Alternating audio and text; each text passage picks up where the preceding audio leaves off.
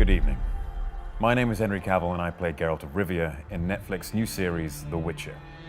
I'm here to take you back to where we first met The Witcher, this book, The Last Wish.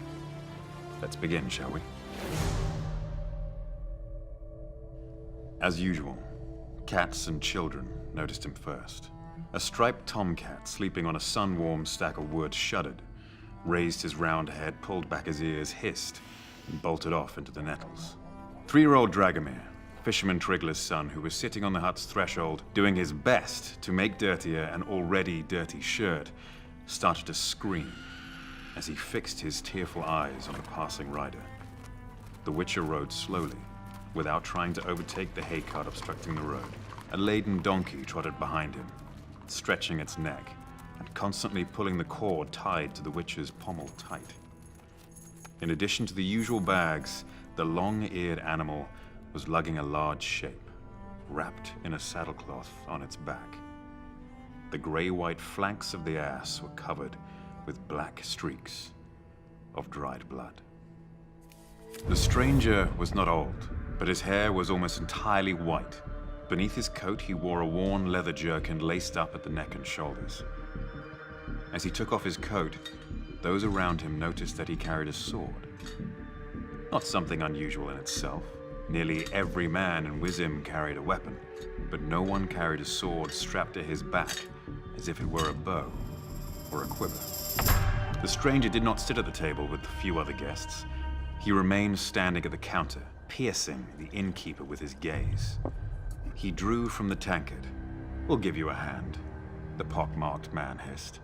He knocked the tankard from the stranger's hand and simultaneously grabbed him by the shoulder, dug his fingers into the leather strap which ran diagonally across the outrider's chest. One of the men behind him raised a fist to strike. The outsider curled up on the spot, throwing the pockmarked man off balance. The sword hissed in its sheath and glistened briefly in the dim light. The place seethed.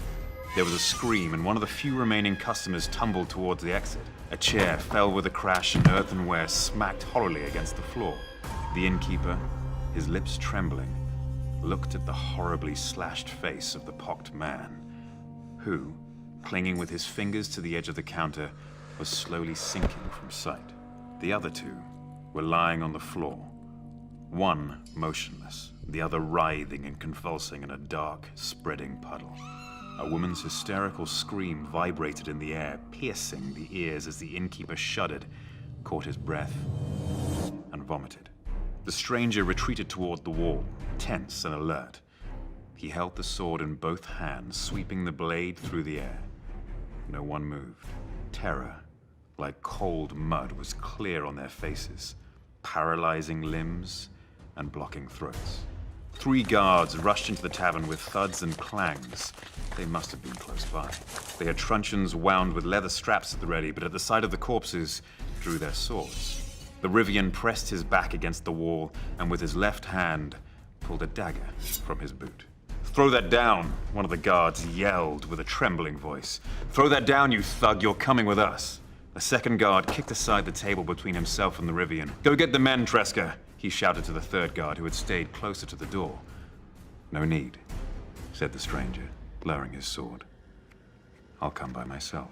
"You'll go, you son of a bitch, on the end of a rope," yelled the trembling guard. "Throw that sword down or I'll smash your head in." The Rivian straightened. He quickly pinned his blade under his left arm, and with his right hand raised towards the guard, swiftly drew a complicated sign in the air. The clout nails which studded his tunic from wrists to elbow flashed. The guards drew back, shielding their faces with their arms. One of the customers sprang up while another darted to the door. The woman screamed again, wild and ear-splitting. "I'll come by myself," repeated the stranger in his resounding, metallic voice. "And the 3 of you will go in front of me. Take me to the Castellan. I don't know the way." "Yes, sir," mumbled the guard, dropping his head. He made towards the exit, looking around tentatively. The other 2 guards followed him out backward, hastily. The stranger followed in their tracks, sheathing his sword and dagger. As they passed the tables, the remaining customers hid their faces from the dangerous stranger. And there you have it. It's not easy being a Witcher. Trust me, I'd know. You'd think people would be a little more grateful when you save them from monsters. Thank you for joining me for this reading. But as you know, Geralt's adventure is just beginning.